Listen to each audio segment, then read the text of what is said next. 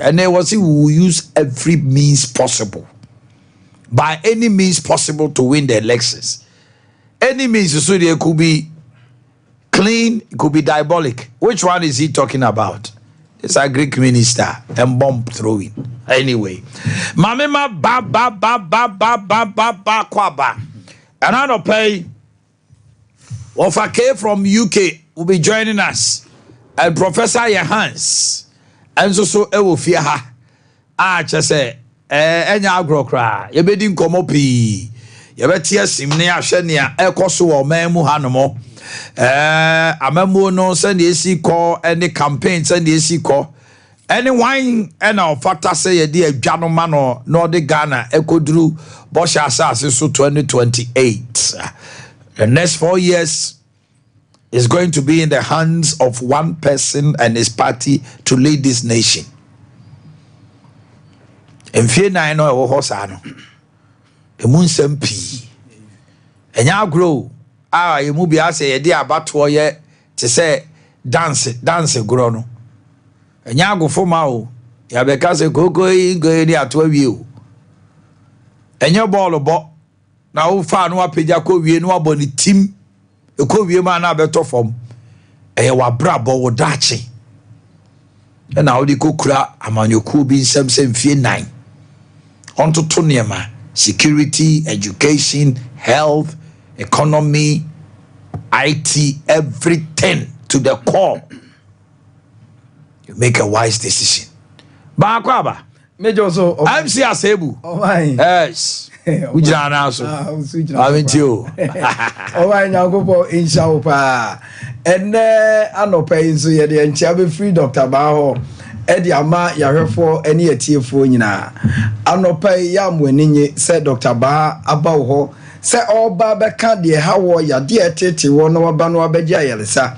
Da bia ya na metena fidie so ameka kyewo se ya de bebre ekum nipa. Ya de bebre di nipa akọ. Ya de bebre amenipa bubu agudem mo ntimi nsore nante. Ni nyina ne se o nche dan ko ba bi pate se Dr. Baho wa ne nam ba bi a aduro ni ntimi nsane ya de. Da bia meka se wo yale na se ya de ne nkoye kye se adukro na wo nom no. Aduro no mo enye na aduro no no. Fi se toa we wa mfani tie mu aso a ebu aso a enye ye kofeti hunu bi a enye ye sa na ya de tie se ya de wo hoi se wa enye aduro betimi aku ya de no na be se aduro bi a obetie bi abeto no mu a eno ne enipa bebre na enipa bebre awu afiri wi ase ebi da so da wo ketem fi aduro nini ontimi nsole ya de nko na edi ninya enne mu aninye se Dr. Baba se ya de na nke nipa bebre pre se we di ase ya wie we di enye ye biem we di ede na ekwa no eno na sisi a wo ye no wa to so ago ema nipa bebre eje mfaso nipa bebre ede anije efiri Dr. Baho etimesra oje Dr. Baho number edidi djuma na anopai na ofe anopapa ya meka wa asemifu ani kire ho Dr. Baho na wo ya ade ye ya haba awura na tena se asia konwa ewo kumase atonso ago se ya de no otu ase ama so ho ato entije number no ena anopai na frɛ Dr. Baho. Number no is 0244 0244 988 988 004 004 0244 0244 988 988 004 004 and it was 0244 0244 08 34 34 82 0244 08 34 82 where your number Dr. Bayan ye didi djuma ewo ya so ye ho ena me ne wo kase se wo re Dr. Ba ye nyuma pa ene nkrofo epeyen abe ho abeje ayarha kumase aye kase free ye wo kumase atonsu agogo kumase atonsu agogo that's right wo bedu atonsu agogo a aban hospital bi si atonsu agogo na chi ani enso ye de ewo wadaroma wo de oduru ani mo na abusa obi a wo obi asa op Dr. Ba yes unwuma pa ebedi wachi enu nti obi abekyerew beso wonsa ede aba Dr. Baho afa wutwam na de wani kire enkran so a ye was Spinters Road AT Junction enu so KFC hono taxi rank na hono eni owuduro na abusa se Dr. Baho ya taxi adaba fo ni nyina ede obetena ka enim ede wakopie Spinters ede wakopie Dr. Baho yen ya so ye ho amo akwaje ayarehwe eni ayaresa ene asamo amene wo ka no eya na emoaninye say Dr. Ba e kan nsem we akyere wo he enipa bi abubu agudam mfie ba aduonu ni obi mfie num obi mfie nwotwe obi mfie du ana obubu agudam a wontimi nsole nante ni nyina ye say onya haw ewo ni dompe ene ne kasa mu na mra wo benya haw ewo dompe ne o kasa mu chichiri wati kasa no a wanya oboafo bi anya oduafo bi na de na yam ya na nya bubugu ho a na fe adane asem samaba enti na wo bere me ma me bi me papa bi me nua bi obi okra ni mfie kra nu 30 years kra enso yade aba ne dompe amenne waye bubuafo sabe bubuani ama ye wo no no omubui ni nyina kire se emre sha ase no wanya oduafo bi ana doctor bi ana hospital bi kire se Dr. Ba amfana ni ankire ho enti ama me to nro me kwa ha amenne wabubu aguo Dr. Ba suma me nese me kan kire obi a wabubu agu dam wanya mfie aduonu se wo dada dam ntimi nante ose ena no pai momfa no mra yenya so ye ho obama wonu se ayare ayere ne ayare sa no ni nyina gina de wo ana abetimi de asa yade amani padua ho ato no enti se obaya so ye wa ye woni pa bebra nanka omo abubu agu fie omo abubu agu dam ye wa brantie bi na oye adwuma wa afon kwanta wa ho no tie ono otehwe amramu ebubui egu ho na chikase ema doctors ne ka chense gisie de ne kwa abrochire sabe passport kra no onyanya bi obi oyale awowuo da ba kra na visa ye we approve ama wanya bie na wo de akodu abrochire nanso omutie Dr. Ba a wo de abrantie ba ho obi ananka wo de ne to se wo ma na aduane a wontimi ntrase gisa sabe usum no sabode a ebu edidua atwere no nipadua tena na chi ansan ya mana aduane adi ena me ne wo kasa abrantie otwene ka a ne ho atono a edom a wo tweba Dr. Ba onya de ketwa wo sa akoma nso a na akwa bi boy bi oye garamsi na amana no zim ane bu ni gumu ono so ambulance people ane de ni be pie Dr. Ba yenya so ye ho ono nso de na ne de ne kura de na no ohye ono nso aka na chi kasa na ma wontimi nante ama chese kurukura sa betu e wo ne to ase no enya de ketwa enso ni nyina achi no wani boso me kura Dr. Ba de ahaban ekumkuro ema yade e wo na chi kasa na ama kasa na bubuo no ye hwe no ma ni nyina totoa enne oye na dwuma a woko ye wa dansidie bebre se Dr. Maka so oye hwe animu se odi nipa be gina TV so a me se wa hwe nipa be TV dan nyina nkra beje wonsem nanso Dr. Ba se men kan che wo se wunya gidie etie de ya kan te se de ma me bia wo bunsu ho ba bia ye konkran ye tena edidie no sa side ho na ma me ni firi ba ye na wadada mu mfie nsia 6 years na ne nananom na okeka ba bia wakọ ene mpane bi edi atwatwa ne ho ama me na ntimi anya nkwa na agensemu ne nananom ene hwe Dr. Ba anom ka kire nana tie na Dr. Ba se obam otimi asole anante enso ma mi ka se na ne baba akokora ben ye wa tonso ago enso ne yira fi ne ho right ho sa obefro ma me na ma Dr. Ba ho ofre ne ba na ne se hospital bi wo mo nche wo wa tonso ago ana o ne ba ka kire ne ma me no ba ye ena me ni wudi nkoma me ne wo kasai ma me ana ni kotodwa ye ne yama nante akura ho aye di mfie nsia enura wonnom agu ne yam enso ene ma me ye sole anante tu usipe a ma me ni kotodwa mu yade nyina na ekwa na esafata se ene wutie Dr. Ba na yade bi e won kase ana dompem abubu ogu o yade bi adi ni padua na to fam abubu na gu o ama nante ho akwa atwe ama no ama ontimi nante ama na waka dem na wodi wani kire Dr. Ba ho a ye bema nipadua wasole anante entie na wo ba ye ho a wo beba beto poma ahodo hwi ye adi nipatintrem bebre no enkrofo bebre ba no mo agya no na nse papa bi ba ho na ye stroke na ne ha no ye man stroke aduro ma papa ye ya na ya man stroke no okona ne poma akra wagya no ho na chese ne yira fi no ho fi se Dr. Ba me natimi ayeden anante enti na se bia wo ma me wo papa bi ne yade ohaw ne amane eye ni kotodwe misise si akrom aye kasai yade ewura kotodwem te sa arthritis ema kotodwe ye dede kotodwe kasa ema kotodwe chi ano se oba Dr. Ba ho a ye wo kwan wa haban ye de betu kotodwe so ama kotodwe ne yade na firi mu enti wo bewe nipa bebra na nka ye de omo kokwa brochire bi fra brochire ama no ne US ene ba Dr. Ba ho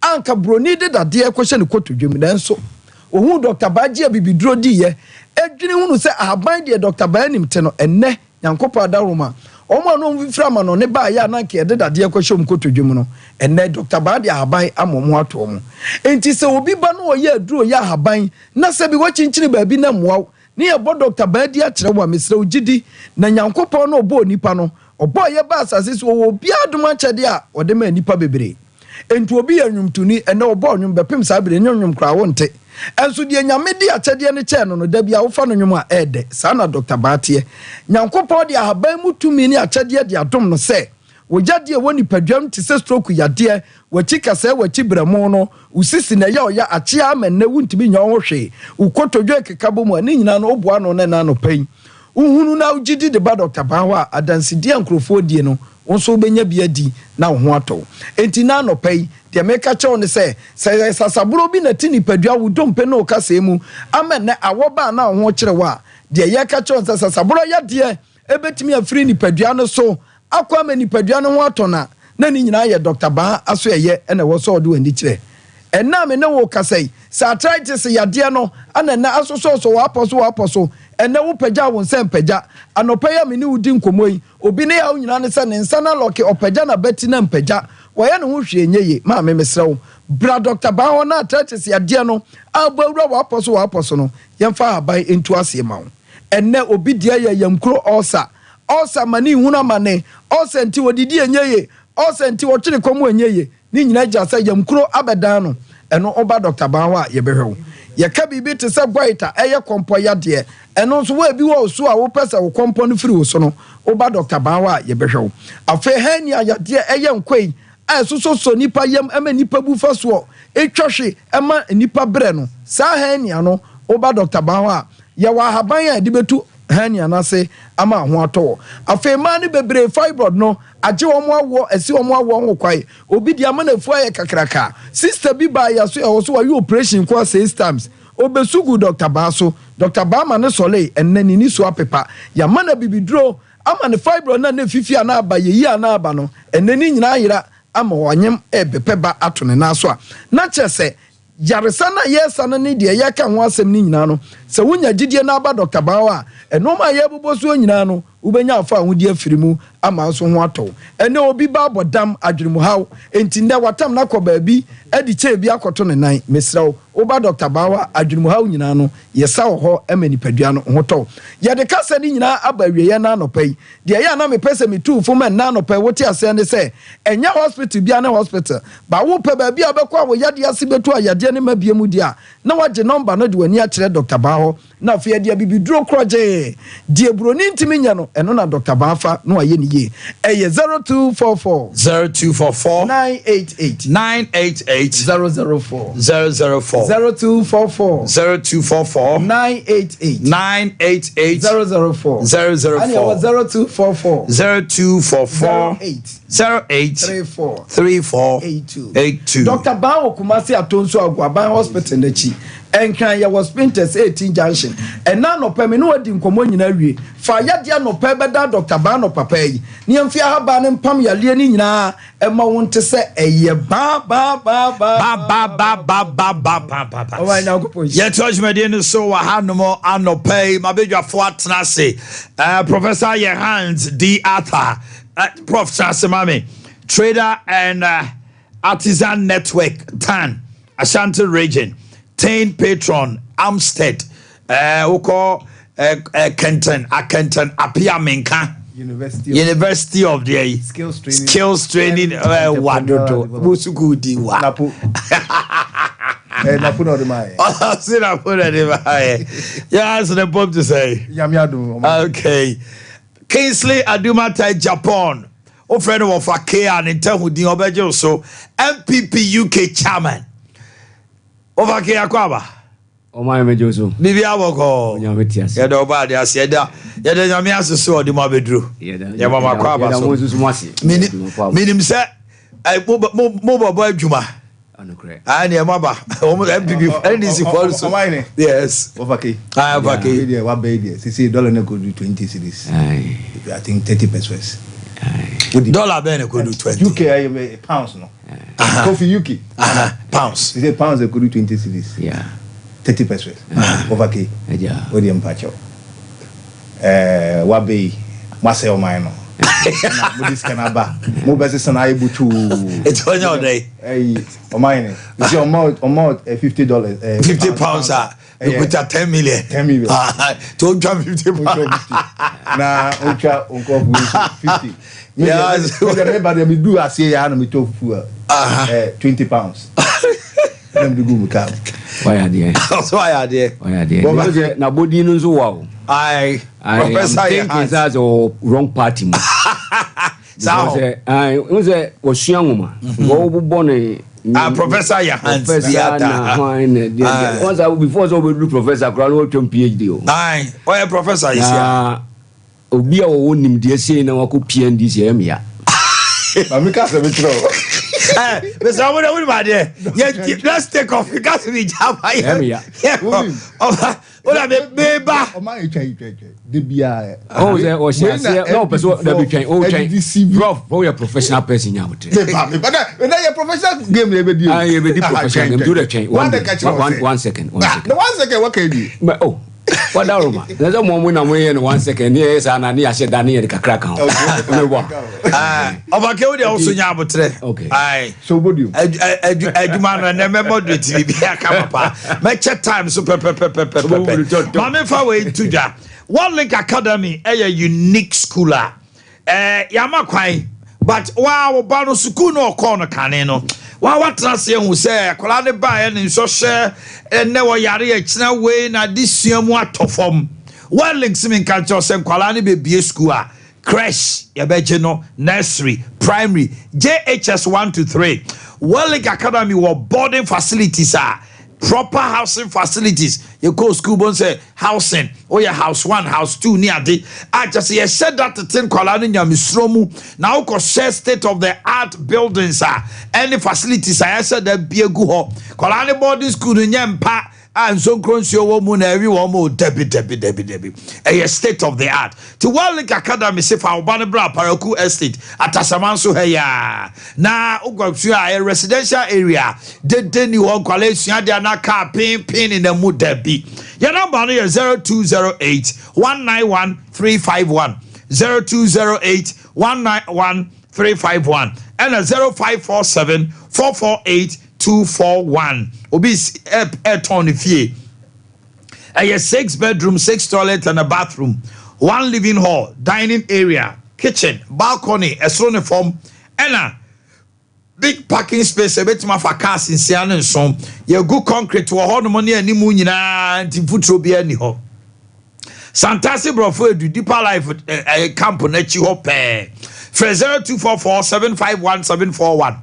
0244 751 741 and a 0274 145 424 0274 145 424. Yas toothpaste anopay kaisa wuko jaswa ebia na paste asana brush asa to total care toothpaste to whitening toothpaste to herbal toothpaste yas na wabedi adanse se what you see ye onum kanka ne niema bia enko ye cavities awodo a ntokrontokro ne kakanom ne ade a plaque ehye osia se e build up nyina no ebe ye free ho ye brushes ye kama say Duchess, Duke, Kiddy, Prince, Princess, Monarch ni nyina da ukodwa so amaro mfio yas toothpaste yas toothbrush 26 electronics, the TVs, fridges, freezers, air conditioners, washing machines, gas cookers, microwave, rice cookers, blenders, kettles, home theaters, and electric irons. When it comes to property electronics, yen any main distributors, Fabada yen, Neta depa, na ato papa preko. As the Karam County Poma Doom, Wesley Mountain to Sanya Triangle, no, yen in the anymore. Cocoa board roundabout to Sunya, any oil transport to do anymore. And Depo Cassia and so was sprinters 0500 309 309. Now oko anim say eba all sadia for niche dimpa edini eti our dimpa natural health clinic. Your second floor last tower dichem so unam airport runabout menshia kwano so kono ubepeja utibo so wonsani fano ye wo ho ufri menshia na eba bonkum second floor last towers can menshia health insurance dine mu a ho ne wo ye the local and foreign natural herbal product be count na wa ultimate dia dance say wo ye obi a what de wo ho every ulcer bu a wani su brew o da wona ebu okra esi bi makoda ne dua nyina eye na so obi na aboni dua de ulcer be ye wo no na nso kopie dimpa oduru ha no watwa ne prese waka yesa esan se ye beje wo ulcer na to amo akofia akoda odidi oyema ekro etu oni ade nyina Dr. Dimpa na ubia ntumino 0245 118434 0245 118434 and 0246 744 744 0246 744 744 21st clinic yegusu Europe sciatica Europe tour at your doorstep and no one say wa brochire wo to ase atwetwe ache Ghana dia na ukunu broni wo bre niam bi nkoye ema no akana to them e say stroke anopepe se ubuku via WhatsApp na yebeba ni abeboa ye wo Belgium, Germany, Romania, Italy, Europe tour sciatica Europe tour.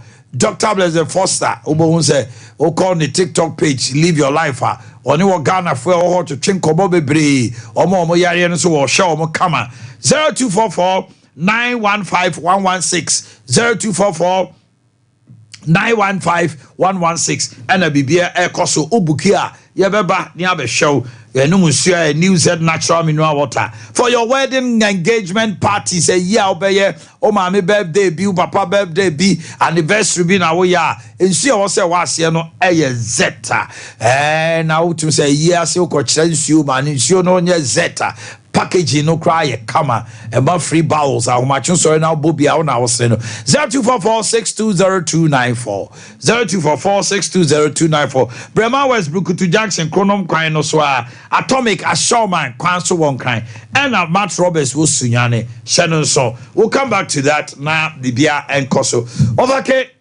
yeah mama shase wo ho adenti anopay o say adenti pacho me nimba bia me come decide say me shase wo ha me shase wo so ni besi mi so abesi wo so yes we na fi ka ye ni komo any problem woni manani oh of course dia me busa nie na emre no o say 8:20 by 35 now the was my baby here na my mom no so 15 minutes is and we 8:21 15 minutes is yours. Why should I or any Ghanaian listening continue with MPP and not NDC? 2, we'll come to the second story, which has to do with the OSP.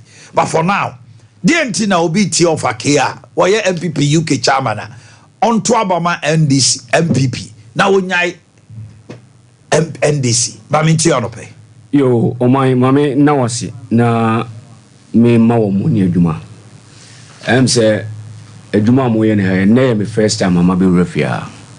Na me na bright susu ne Libya boga nyina ase. Na me chia chiefo ne omo mo hwen MPP UK me mpanimfo amene omo ye adwuma. Ene party money nyina. Na ma be dru kromi su de na otikoko so. Santimera na no besram na no kusi machi na waba na ma ba na me homfa me papa antimenti mi anko back na yetoto ne ma so ma ye gina awa tu ne ma akoye ye ne nefe nefe wiase nyina hwe wate asantiman ni wate Ghana man ni na nipa no so wo amanone omo so wate wo monim wa hye o my Ghana ni munyam yedanase na esom na wode som ne man yonko so na urade emani nyini nche na nyansa no awukura no entimi enuru ye nyina ye so nkakra na enkanya ye na ye mayani na ho na ye nhunu se esese ye tikire o my Ghana. We have no choice. Emrebi na enkofo bi say fix the country na anopai mitise woni Erika J Kasa na osi ba ko bin say fixing the country. Emra fix the country for starting say omo agitation na omo say fix the country now. But now if you be so on cry and you be say me no omo ya adwen na say sen na me say me no omo ya adwen o say obi ye demonstration etia waban wo so woni ne ya adwen na me say yes of course we need to fix this country. We have no choice but to fix it.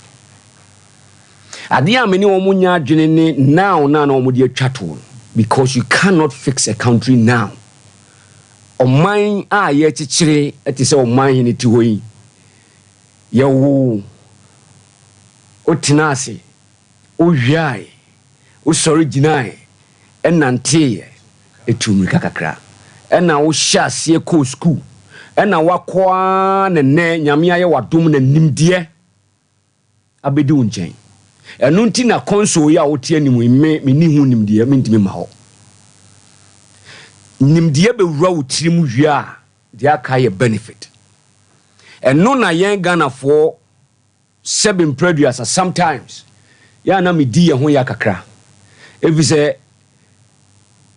ye per quick fit ye penisesi ya SSF a bing yeah quick fit approach amanyo a ye wo man we mu no ye de chichire wo man sa amanyo sem no a ye kana de bebrebe na me nimi nua betina hai wa ye ready say ye betoto bomb men to be ena men to bomb bufia me ne Ghana fo be din komo me ma Ghana fo hu se e denti NSS ye de party mienu wei ejina ho a esese utimi edwene na wonto aba no kra ma MPP kra mpo a wadwene mu so da ya hwan ena obetimi aye eye mienu pe party ne mienu ye mpo mienu no mu ba ko ena beba.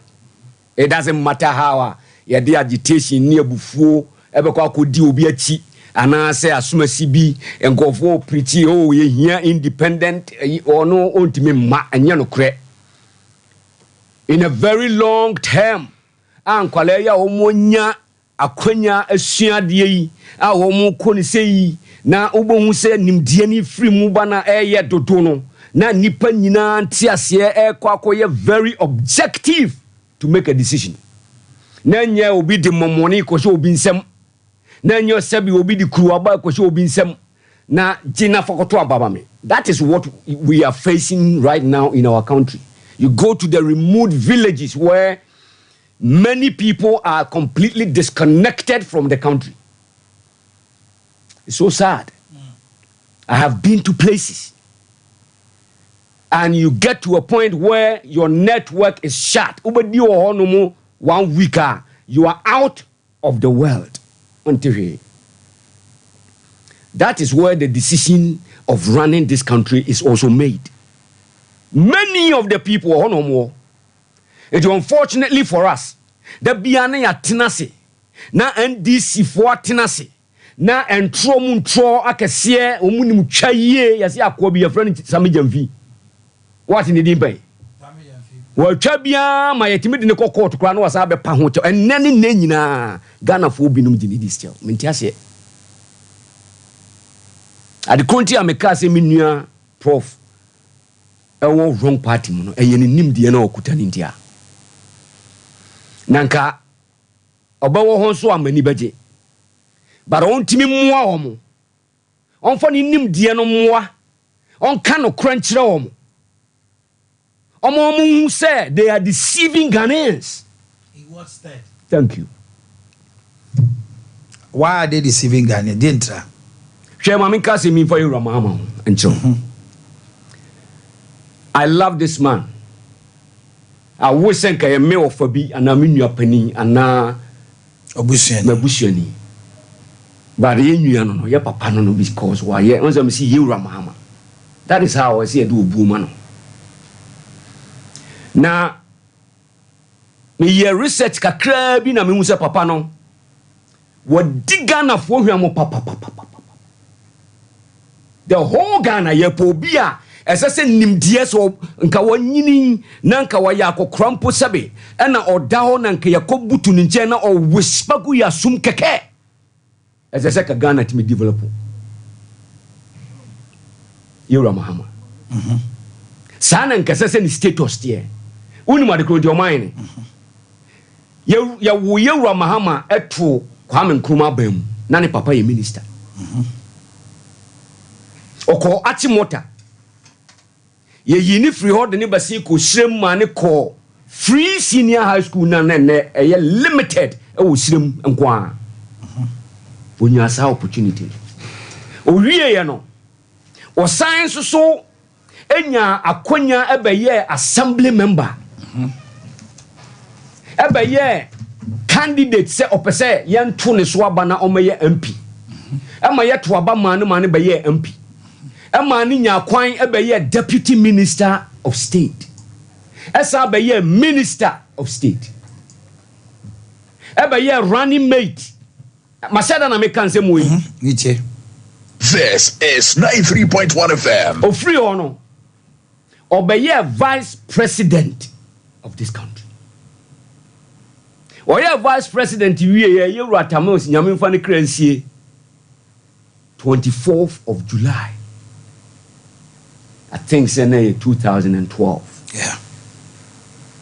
And o kan chinuguye. Adano one opa o sorry ya okwa adwuma na oye vice president obafie na ya sworn in according to our constitution as a president of the Republic of Ghana. Owie no osan ba be ye candidate for NDC. Ema yesa to no so aba ema ni dinkunim e be ye president biem e wo 2012. Ghana for Etwabetia no was signed G9 as a candidate 2016. Experience is what I'm talking about here. Okay. Experience. Nimdia nyansa. I say a dibu mine. In terms of whispering mode, even when you're old. Am I saying Etwabetia no man sa kotina tire esa be ye candidate flag bearer 2020.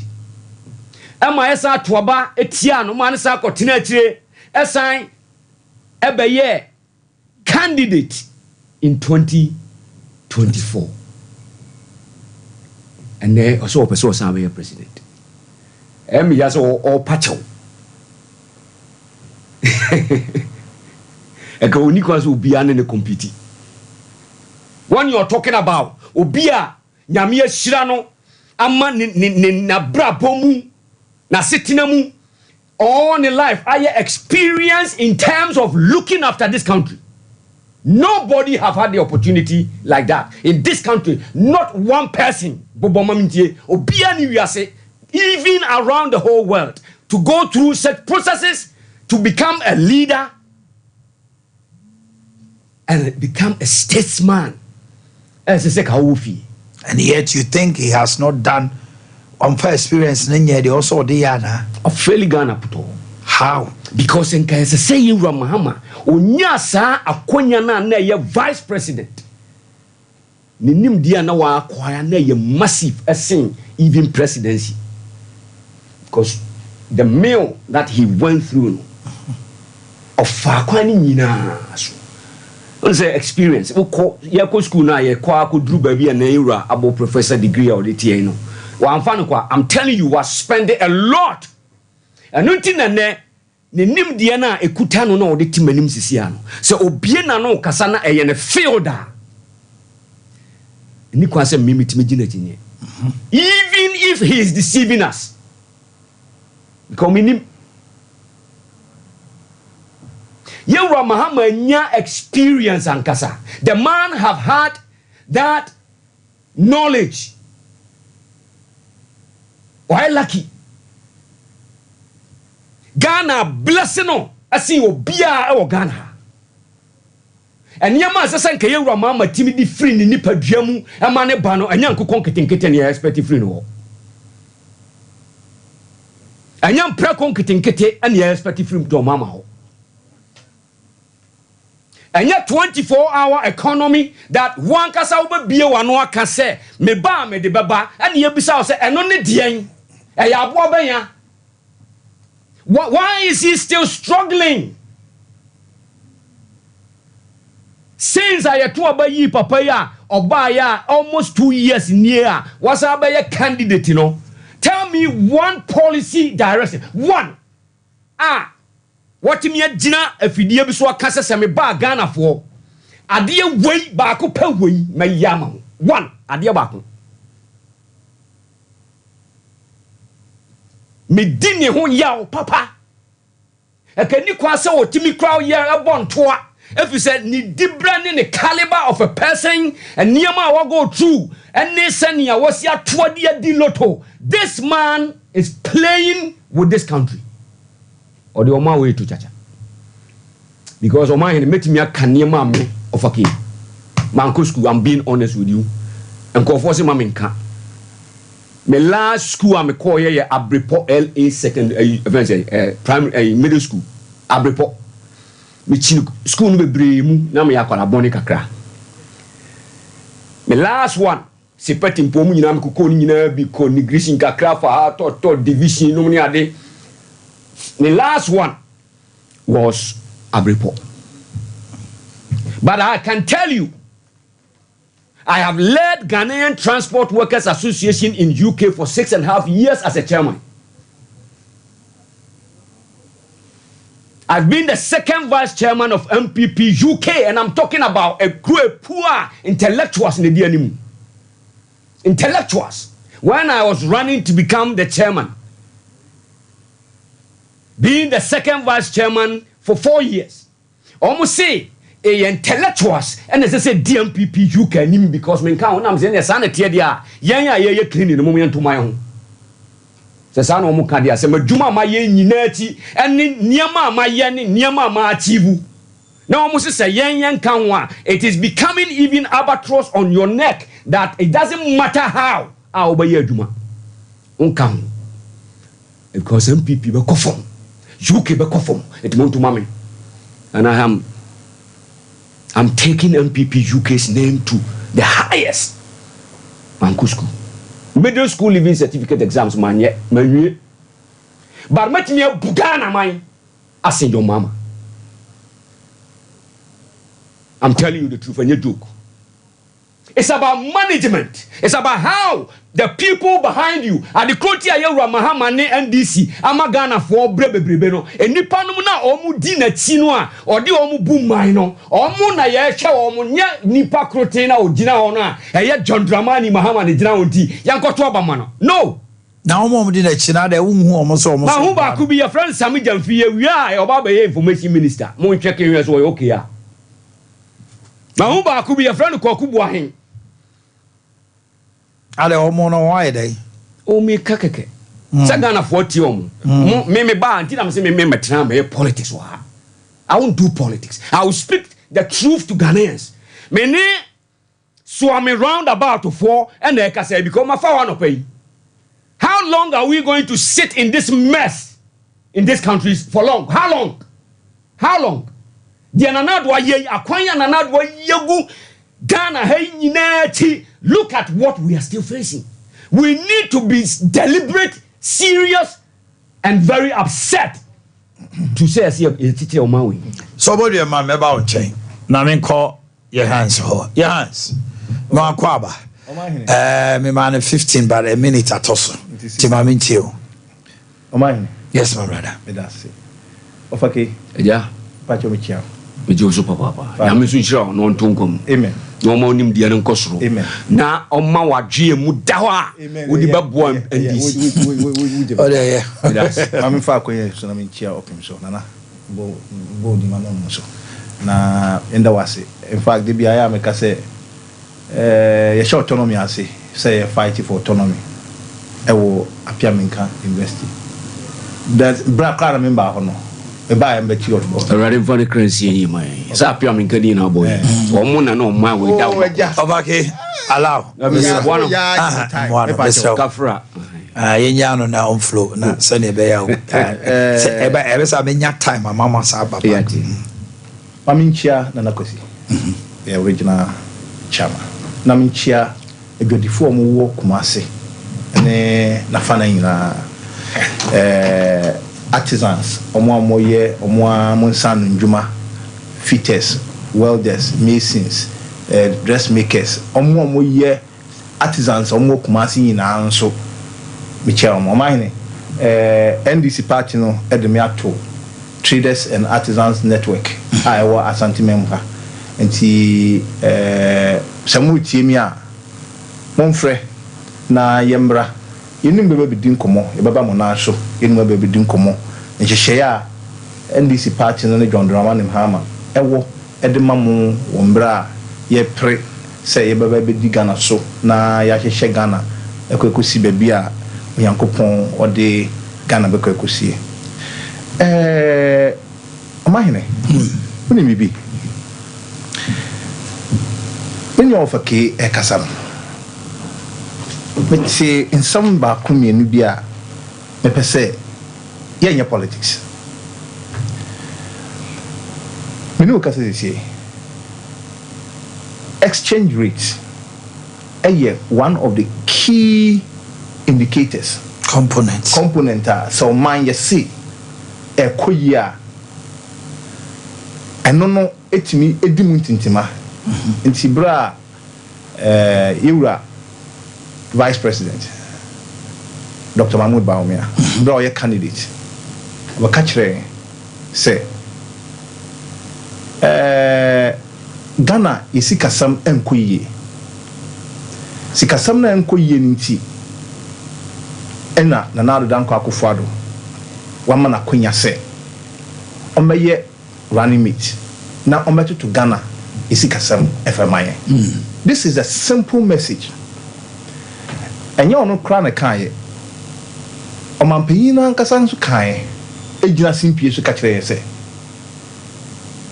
ono the economy de onya de but nya oya de a waye adwuma Bank of Ghana as deputy governor onim Ghana yesika ho so hye ni nyina no ene Dr. Mahmoud Bawumia ono de ogidi se obetimi abeboa ma Ghana afa no ntuma pa efra ewo yesika sem ene economy ne ntotoye no eho Ghana for to abama me man to abama no na Ghana for to abama no wie no yembi se ye ho se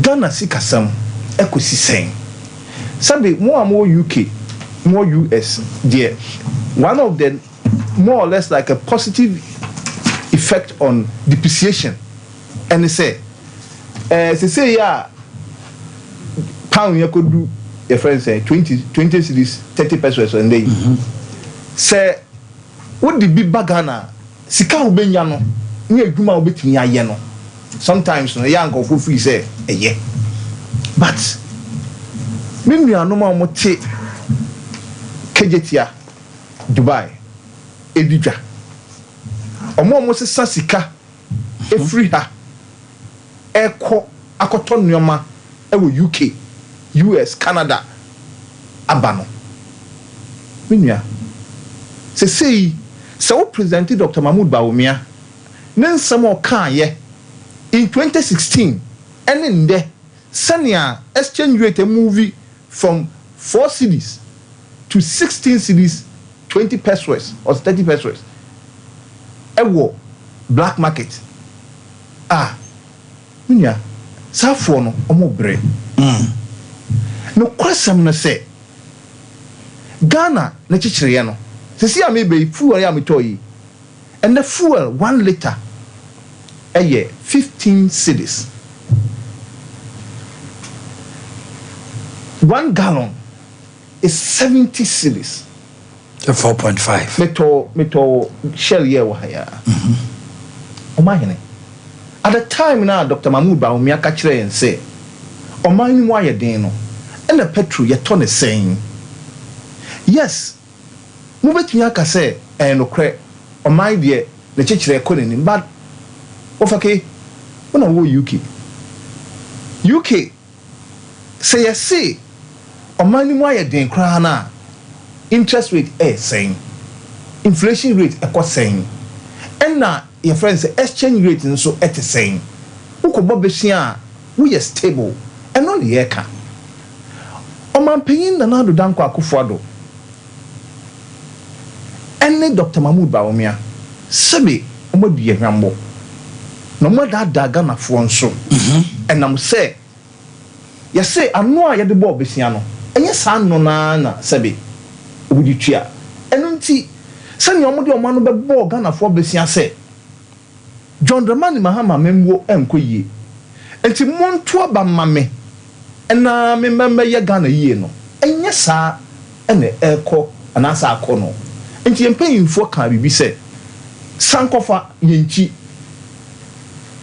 It is not a taboo for you to go back to what you have forgotten or the good manners you have left. It is always good to correct your mistake. That is what we call sankofa. And the Ghana for say 8 years after Nana Danko Akufo-Addo amemwo yasuansuo asuansa exchange rate die yebeka say John Mahama yade inflation die yebeka say John Mahama yade akwan ya wo ken menua hwe Kumasi na wotie me Omanhene eba Kumasi 2002 eba tech eda me tie me bag see from STC no okay me uncle never drop me yes me share back to Accra Road because me kubiem nti my brother me ye nyina me wie ya na me ye no KNUST National Service ideal. I was the first. We had 2 people who did the national service in 2007. That's when idea was starting. Omanhene ya boy ya bra anasi guso ya bra e Kumasi minua a wuja akoko UK bisa ho se Kumasi sebi nye penny nie bra Kumasi boma MPP ene sebi chia motaye NPP ni Nana Danko Akufo-Addo enhu akatua ene Nana Danko akatua ma yes minim say sanya wuchi we menua ya di ya chire suawa ne de jaw o ya party chairman there but say ya kan wo yankase yakukuru mu a menua enwoma nkoyie e wo Kumasi aye time. To be frank with you, so one nam Kumasi baby, near say a higher Kumasi a jinji. Yan sign I'm being and can a bay day, nanka party more pride say a hana munyam World Bank fee mutiti party nisa and no near summer may catch or say see a to a ba and there. Ya hwe asitne mu ato abapa senior president Kufo ka kire Ghana for ma Ghana for gi omu 2 mu in 2000 and there ya see ya hwe asitne mu ento abapa ya hwe asitne mu se and there enyoma nkoyie nkofo ntumi ndidi imprensa dakro agwadifo ebre na mo se yesika no atinte atesin yenimu nua yesika sam eko amenka asam chiro ebra amampe John Mahama ifi so MPP mo campaign mo ye na mo ka kire se Ghana obi adeka 4,000 Ghana cedis bosian ya bono na we divide 120 billion by the almost 30 million Ghanaians na mo say san MPP for ka kire o mo say Ghana for obi adeka 4,000 Ghana cedis and there Ghana ni bia ka odie is almost 20,000 Ghana cedis. Ya pubesia uche manasa azuri no mano. Or say can Ufuriate's data bank benefited almost 9.2 billion from the Bisia boy. These are some of the things that if he say chronosam akoso o man mono corruption akoso o man mono. And no emboyen. And I can tell you, say MPP the corruption is true. John Mahama saying you claiming here now. But this time, MPP crank and say some company. And I'm say corruption on my year na do. Say MPP the mismanagement of the economy and the true NDC on my mismanage economy no to a point of destruction. In fact, I can tell you, Ghana say I say unim say aminu ka say eja can ofrata ba UK any ade na debt issue Omanhene unim say all your debtors say yes yentua biem oyakako say oh mamo ya pamo chows say no you are not servicing now. You are not servicing now. What is the need now 2026? Do you know why? They know say at this time some service kana omu yen sika ni bi enfen ye wo friend campaign. Is it about campaign or a memo? A memo no. Who am I no? And a campaign away no. You want to show projects. And I'm because you can service your data and interchange your day. Can't you cry? When you say a friend saying KJ phase 2. Yes, suspended. You know why it was suspended for a longer period. Because, but now they are there. Because say a car can't also could tiama on the cano. And yasre. Who Bob Bessia, ya catcher. In fact, Dr. Mahmoud Bawumia catcher Ghana for say Ghana, yes, say Bob Bessia need to develop it. That is true. These are the things Mimi Fee say. Your man paying a baby Dr. Mahmoud Bawumia on your quaffo I said Nibu mine. To be frank with you, some of catcher and some of Dr. Mahmoud Bawumia car ye bra opepe vice president keke. And then Obakachire say vice president no a driver's mate. Is it the case he said? And now on paying abediachire and bra obon toa ekasa no nim say there was only responsibility of vice president. In fact, so Obakasa answer it will be an indictment on our PhD degrees. Because sabi unya opportunity na unya degrees and answer uko school kakra ukasa bi oha ese wo hwede enya se ye wo kakeke you borrow 2 minutes so much as for mine. I'm why but you said they've borrowed so much but omokasa omodi aye development or they have nothing to show. Tell me the development you see in Ashanti. Ashanti can you work with them? Ashanti Mayati can development away with them. And no more catch and say, Napo can be in that. Campaign like there, or man paying and out with C school a chain of beer. Mamma Casam Joe. May I appear in University? I want to make Charlie. Autonomy no the Maya. We thank them. But Mamma Casam Joe. One Ghana city mean these are buying your autonomy while not investing in one city say more final development when ya why your university woman one city car back cry back I say what Martin University there ubenya vice chancellor ubenya registrar ubenya deans into no a buying budget or as a new university na no nka ye more cars are making that year or more rounds who might be we see dying and you are priding yourself say my universities now what kind of bill no cry and pass here. Yes, there are 5 new universities on my proposal bill the parliament. Okay, but near why you no cry no and I said appear me can we see your friends say would you autonomy free Winneba Emma yeno.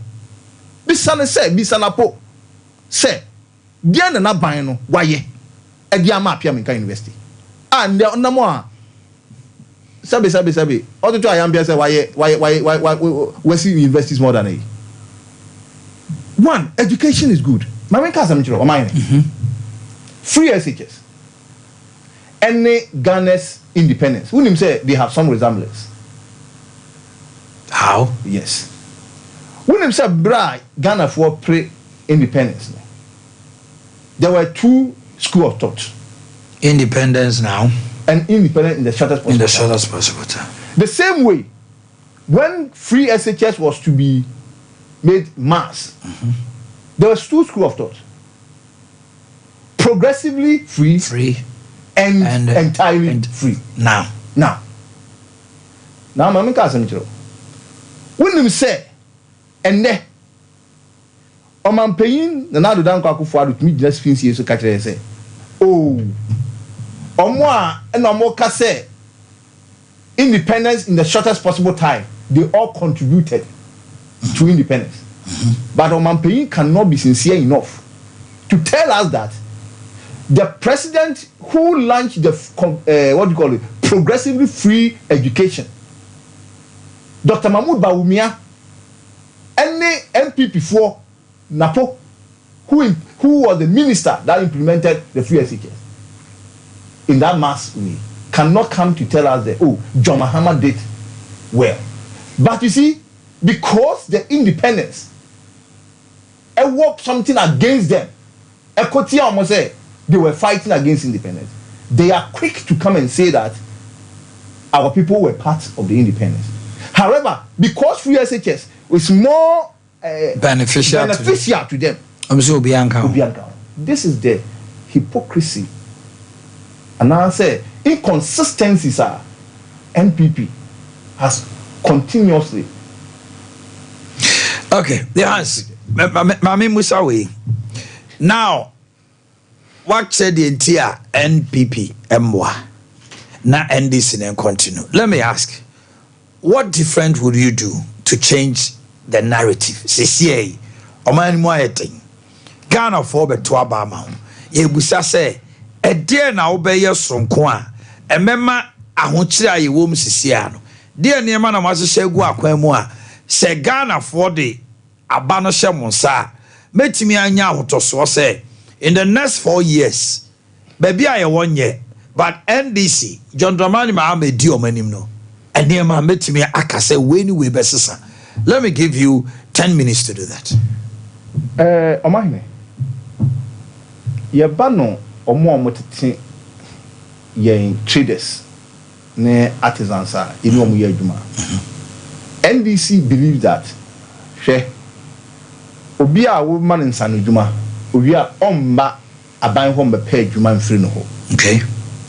Nti se meba kosua ade pam a ade pam no obi a enya afiri no oba aban ho se me ko apply for job.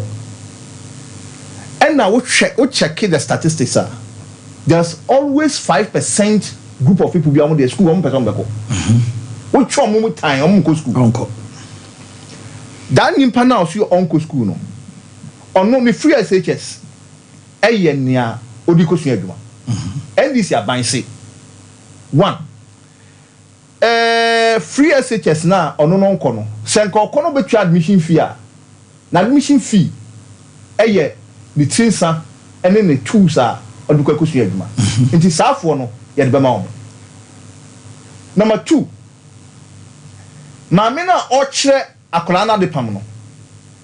For us to weed those people from the street. Ono ankasa na ochre de pamono. Ono nso ne teacher ni a ono no oje aketua e Ghana Education Service.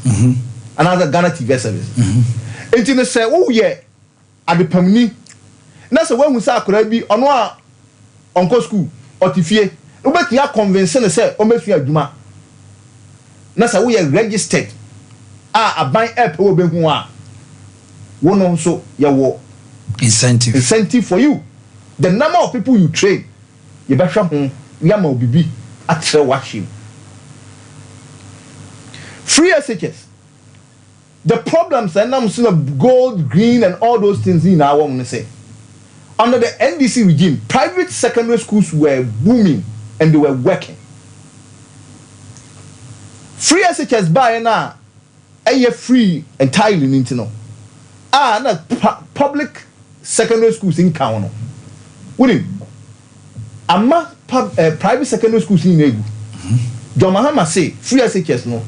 As part of reviewing the free SHS policy, private secondary schools no will be added, and private secondary school associations. That's it. So, utia 1 Ghana cedi, Emma Baya, ya ain't ready to say Benji. And you know what? Uko health insurance, your private, friends say, health facilities are they join health insurance. That's right. Which is government this thing. So why can't they be? So your mama say free SHS, you best tend it, private secondary schools, so that you bet me easy the congestion. Public schools. And we give the private so say there's a get fund support a year and time say omu nyina ya unity we fit support you. Okay. That is not the only aim. Ghana in education Ghana buffer stock. Omanhene, it has become an avenue for corruption. Namka Sancho must collab one day obango. Say me contract about first of some cost for Palladian. Me 70,000.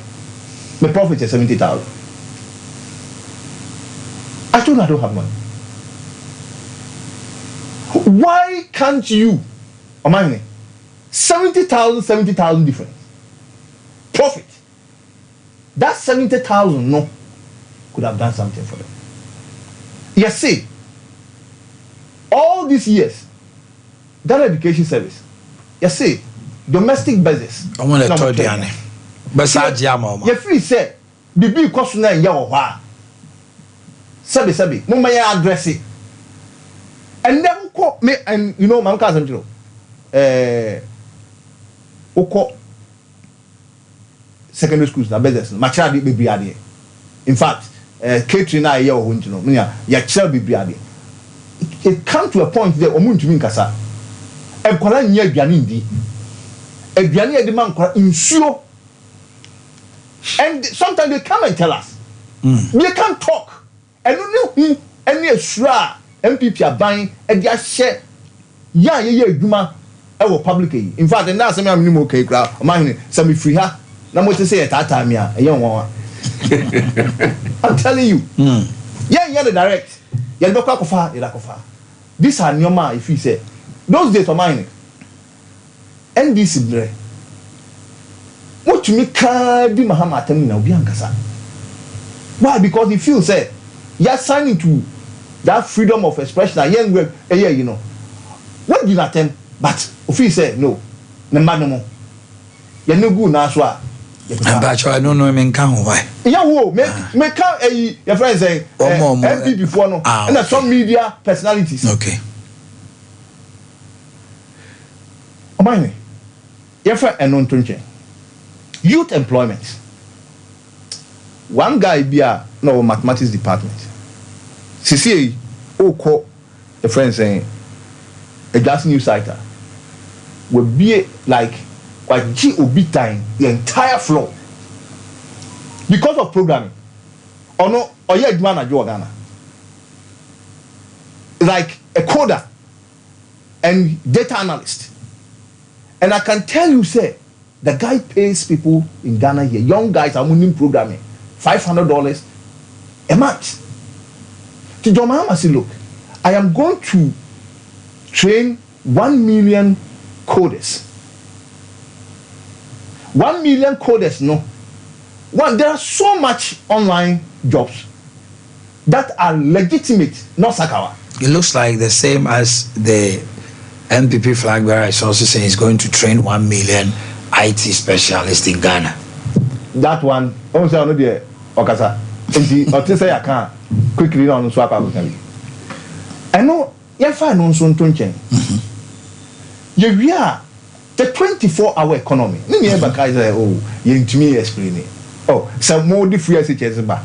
Mo intimi explain it on BBC platform. And then there, what did you say? Free SHS. What shows that even class without admitting saying to me explaining, which shows that it will not work. Please, a ban of 24-hour economy. Yes, something simple we all need to understand. UK are we? Obey your crowns or one Gazakano, factory are weird man or weird manager. A young weird manager. Kasane, maybe so. Frame Will be UK, US, and I do money. 24-hour economy no yen a deliberate attempt to institutionalize it. Mama yen jai the Dr. Mahmoud ba me say call VIP station at chop bus ni na omo ye 24 yen fa no ntonje. That those jokes should be put aside. Yes say me na me watakwa. Takwa na me grow up.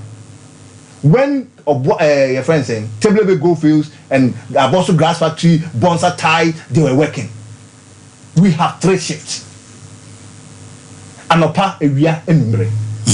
And she say anopa F4 300 in a production eko ya Enumere for 300, area for 300, 900. What the friends saying? One district, one factory. Aba, very good, splendid.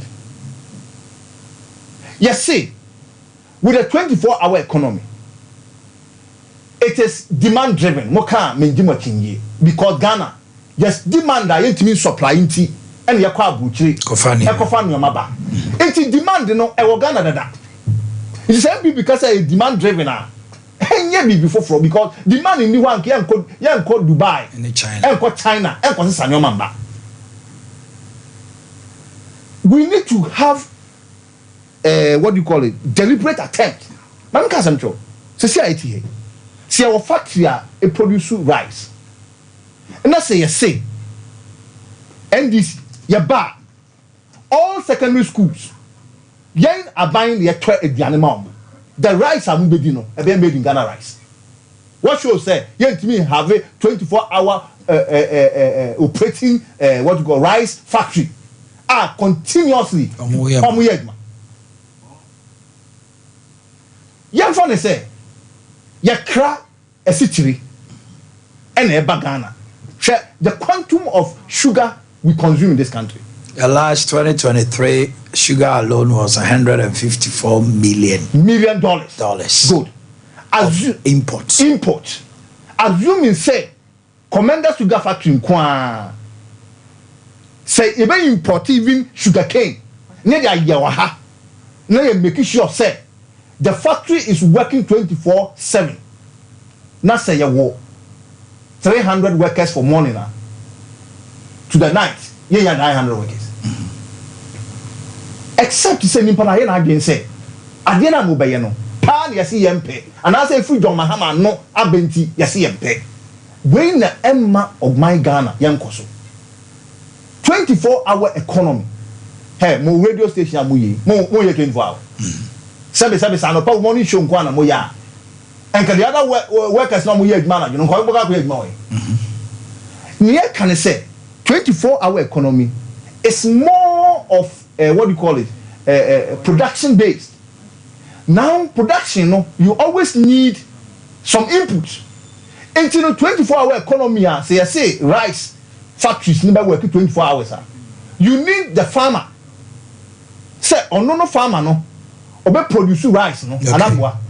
Until no farmer no produce rice no, no farmer no on yeah farming 24 hours. But the farming input no is going to support the 24-hour economy in the industry. Say obino oye banchi near produces starch. The starch factory will work 24 hours. But the farmer will not do that. And here we are going to give the necessary government support. Yet bema ekwafo and they feed it into the factories that are going to rubber plantation. Yes, you revamp. Okay, you revamp Bonsa tie factory. Look at the demand on ties, and even the used ties. I mean, you are not which I'm the brand you use. See, I see a couple yet Bonsa tie. We need a farmer. Rubber plantation. Oh no, yes, he can. Obey to me a couple G plantation. Your friends say a fool. No, to me I didn't. Now the dear we are or the products now. Produce no benyano e dey be feed bonsa tie na obia omo ye adwuma wo factory no no omo ye 3 times shift, that is morning, afternoon, evening, 24-hour economy. So there is a deliberate attempt war be I would say who person will sign into it to one district one factory. If private sector be signing into it. What's signing into it? It is the government policy to give incentive, electricity, tariffs and all those things. Thank you very much. Over. My member won chey. Make us 10, my man 12, unso me ma 12. Yo, me da say. Dear na situation I wo me. Dr. Mahmoud Baumia, betima asesa say ye to abama no. On say me nu kasa no. So we are the first submission now the man no say na we comfortable. Nti no wato no boase yi ma ko ba wo do 24-hour economy. 24 24 hours. My explain 24 hours. Not so no political. Or political 24 hours. My explain here pa. Me who say happy there. Now we break a great, 24 hours. Now you see, but for say, quadri kwaso obe mo to mati ni din. And this for and e ka say you. Emra president Kufuor sorry free akonya so no. Na ma free time now or buy no. Time president Kufuor taking over from NDC. And a stroke P stroke NDC. So okay. Provisional National Defense Council. And ye no to NDC me boa. 19 years. Almost sorry akono. Na Ghana you're highly indebted nation. Amagana kushinia wa mobra 19 years. Senior person says look and you be why mama my fan ye joke. You know I'm saying me I don't want to do too much politics in terms of the development of this country. President Kufuor sorry no. O say omo ministers etimi can say President Kufuor be bu oman na mayahwe because of how I know moja oman no ampa. Ghana ni bia that time no bia yen mu bia yen Africa kray won ka ho yen the state of Ghana 19 years Rollins handing over map for President Kufuor stress kakra ya chamnam sata mo bia no mo dia hye no and President Kufuor stress kakra and oyi ye beto kokos lower middle income status plus oil economy that was booming when they were handing over to MPP. The GDP growth was 3.4%. Underline that one. We moved it to 8.5%. And sana yes, sorry, frakunyanso. Plus oil, social interventions. That was when Marco war. Maternal mortality. Now omo now or the free maternal care by call antenatal classes near the free. Now I war for free now I President Kufuor na yes ani nyina e mati dwem na ya de sika free bank bebisa mo se mo pebosia ya adwuma President Kufuor ya mano amna ofele de ya beto kokoso e ma yewura tamels nyame fa ne kransi ebiem wono kra na oba bedi akonwa na oni ahode na ne ho enye de ne kra wo pagya 8.5 GDP num e di kodru 14% 2010 me boa ka chem se me boa nya no kre okay or the could do 14% single digit inflation of 8.5 to 9%. Yeah, for over a year. Yeah, I know handy over ma uncle John kwasiba sasiade from 14% wo dwini nyina gui from 2012 13 14 15 16 osade ye call back to 3.4% na rolling season jama ye plus IMF sat am na to rentem biansi wiase coronavirus no obi anima de kro se pon ho asem that time na unwansi keka wan hwe obi be pa kuma dia botrim that was ade e be hunu na Ghana e wiase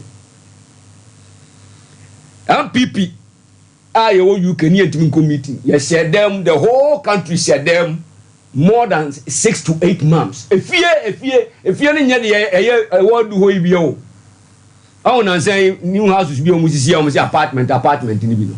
And be near some. Who said them, sir? A ma 1 year I can see any member 1 year I can see and mention that them back. A binuma yare a wuko. Coronavirus ekum nipa efri wiase and I am telling you Omanhene and yama na ye kan NDC for the dia grow na as a joke any joke. The human resource capacity in terms of professional people like my brother wono mo sianuma kwatiria na they were the ones who were driving the world economy systems management enipa ewu free mu talking about hundreds of thousands of professionals expertise The reason why the world is so slow in terms of growth, America and Nemenewoka say they are thinking, they are moving into recession. America, call recession. I know because America is almost going into recession. Britain free recession 3 months in my Germany everywhere every economy was down completely. That was when I take over now. 2017 ye peja GDP growth now. Ye Bahama Kwasi Basasiade Jiri atame se kura mpo di kodru 14% to guwie ye no. A bibia nsie no. Nya ode ye yen esumu monkai. Barber shop for mutie me ne monkai. Ema mo pamade monkai, cold store for monkai. Radio stations for amon okromu ha monkai. Say na mo generators su to a na sa time no say wo de no nkosi akiri ba bi a wo kasa na nkofo nte ye wura ya free ahododo. President Akufo-Addo ne Baumia bae no, they took it completely, bold decisions to take us out. 3 years growth, average 7%, 2017, 18, 19. Ghana was one of the fastest growing economy in the world. As of 2019. Yes. Consecutive 3 years, 17, 18, 19. Now, I'm say, I'm Ghana onyo sikani, but obi a wodi ahoma bona sene, na opese wo tumrika tetire ne man no obo brade, na Ghana ne di kan ewiase nyina. Ansa na COVID-19 beba. Na ya friend coronavirus, emse nkofo wura fi omu. Sata ma na ye kase fra brochire ba na mo na ye na ekoso na ye de educate mu. Ekwan a mo befa so na mo betimi adwane. Ye na ne ye kasa ba. Because na ye ta frame wo UK pa. Na ye se dem ne ye kasa. Na na do be fa ade na mpa. A Diana John Dramani Mahama sika dua papa wetu wo se ya wo kasa me hwe sana me bom tinko na ofisa nsema wo kana na me dana me bom tinko. Ye se sa wo de wano donwira bi nwo. O tie kasa na ukofa wes apani di sika ba ko so na se wo te ho se yen yahwe wa se sia wo to se sia yi wo se amna betom ne yabisa se wo ba den na obaye. The man could not even open his mouth to say to Ghanaians say ye be ko so sika dua na eye economy no eye economic tree na don mama butu form na ye pagya no. That is what we call macro dua no to form a macro economy no sika ni dua na buato form. John Mahama ni NDC no butu form pe. President Kufo pagya di si ho ema ogu sunsuo ema ni nyini ye na so aba no eno ne your friend micro economy me man ko school ni bi. The macro is the tree, then the micro aso aba no a tito form no tito form na social boy na fa because wa ba be sha Omanhene mpaboa meboa no de akoto koko na koko akoto kube na kube akoto nkatie. That is micro. When a nipa na no mo dwam na ye de sika e hye wo nsem na president Kufo ho no otimi dua na mpa yie e ma ne soye enti amra na etiti go na no ne mbosia nketenkete na pay work and pay cars and ye de me ma and then micro net say exactly the point. So ye pagya dua no andisi fo butu form kwasi basa hyeade otimani mi obutu ho no Why? Kwasi Asewa okay. Kwasi basa hyeade eyedion Beba. Okay, we don't come mama na. Thank you very much. Now person distracted keke. Because unti say some make an mu da ho. Ba cho me ti o yenko. Now ye butu ho na omu butu ho ko ye. Na ye be pagya ya ampa na ye di si ho. Na ampa ke ye be gusunsuo 2020 thereabout. Coming to this point. Tisania President Kufo struggle or no one num ton na kan nyam na kan. First 4 years. Was say the first 4 years, what the 3 good years and a solve and this mess our mujamano. The same thing applied again. Namu de bibia the same sama na mo mabuato ho na mo wia more than na de bia na me ka sem bia o mo say Mumu krom ha no mo ya ye wo yi di ya meka mu krom because ye me o ho kakra maba. Ahon ya mtimi kafa me hudi and ha me fra ne ntoma. Anoma bi ya fra na anoma kokone kone uni no. Uni no. Akwa tifi ko. Ko hunu su no. No aba fom ha. Ono asem nyama ni nyina e wo soro wo budua na to fom wo ahwe ama na kadompe nye on na kae. Yeah. If we are to call this man. Now uwia obi ba ya na ono hihye no a enya ne fort no a sika dua na sa Jeffrey ne sam na to fom na ampa e dia ho kira badua na to fom ne e pagya. This is what you do. 1 2 3 ni apaja hey nya sanete satam no fi so omo paja no e kom ne omo titog no ha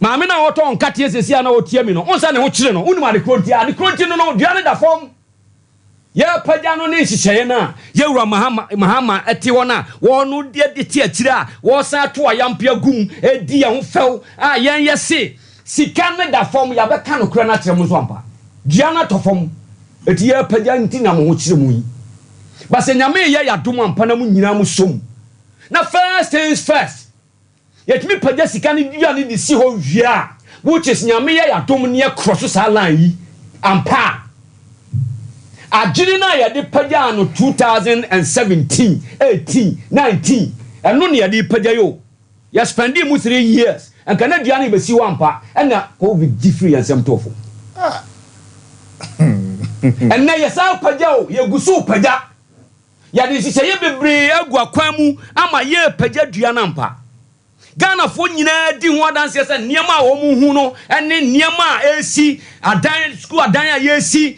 hospitals awodo a yesi ebe create more employment agenda 111 is not a joke emra na na do kan ba umia kan ba umia na di idea ne ba ya ye no omo se nya no kra de konti omo se ba umia twantro bebrebe na se kire ba kono no ena me no kasa se sie Ghana card waso Ghana card na president Kofo Shase na NDC fo jato wo bepem nne na yan ya timi abaye na 18 million no ama Ghana for do na anya bi no se wo kodura brochire na wo ba ana se wo fra brochire ba fia wo ye Ghana ni na kuta British passport se me a wo kuta UK America whatever passport a o hia se obesa ko tue sika wo ebansi ho na waba ha na mamu o de kan passport no ho a wotumi e de ba free ebaba be ye travel document that is the word o use here NDC for enam se sebim praduasa agini na ye de ebu o man no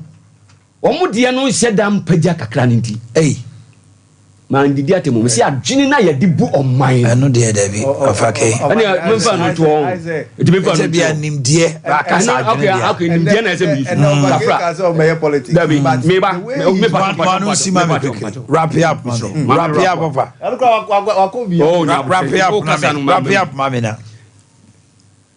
ye waba umia kan se ye betimi dia tukwan o se anya no kre o se me di drones be ba be kwa ko deliver enro e wo nkrase o so e wo boa o ye trofo ni nyina wo prove every single one of them wo prove them wrong now se see as high economy we e science se ye no na DVLA e ye na dwuma yi a eno nti samrei accident ni akwan bebre ba ye yagu ho na enne cars aba ko hwe from boom na nipa 25 50 60 me patch on me just a second the time na so enne mo tie me ne enne Omanhene wo ka ho bi nua wo ka ho bi accident bebrebe eso ate ye maame no mu ye kununum ye ma ye nananom ye wofanom ne ye maame nanom ye tu omugusa eye san ye ma no ena ye ka anu nti first thing ye see ye nchichire Omanhene na ye mfa sika dua no ensi ho ba thank you very much. Let me do the birthday na me may wrap it up. Happiest birthday to Sharon Wilson from Akosia Sumai, Japan, of Sompa TV, Sharon. Maureen Odro, Nanahima of Adventist. Today is your birthday. Kopi Kizito, Nyinahini, Enewa Woda, Madame Dorothy Safua Kwatin of Asante Achem Jansan, Mrs. Linda Amwakwasare, Enewa Woda, Mami Credu of USA. And also your birthday, Rosina Jemfi, CEO of Rose GH, Ernesto Pokuwari, Maranatha School, and Prince Kusiam Pofo, Clement Amankwa, And then what that Evangelist Richard Pra. Today is your birthday. Claudia Ajua Sechiwa of Christ the King International. I don't see what that. Yeah. Mami che will wrap up my name. The time now. Ghana said Kumasi for Chemia. Sika MPP for Ewia. Corruption, meba. Corruption, meba. Sika MPP Ewia. Corruption, mama. Okay, secretary, Sika Ewia. It's like a court of competent jurisdiction. A convicted nipa we say we Sika. No, bacho mani kasa. Maybe I say corruption. MPP engaging. Very good, excellent. Good. I mean, it's every you need my actually. Corruption. MPP engaging. Sika fa or mine and chain. I could do there was no way MPP ni Baumia bet me Ababa Jamagana. And so beside say or mine, you be seen the the first thing. Obia wafa Ghana Sika. Enya kwan paso ye baba abaje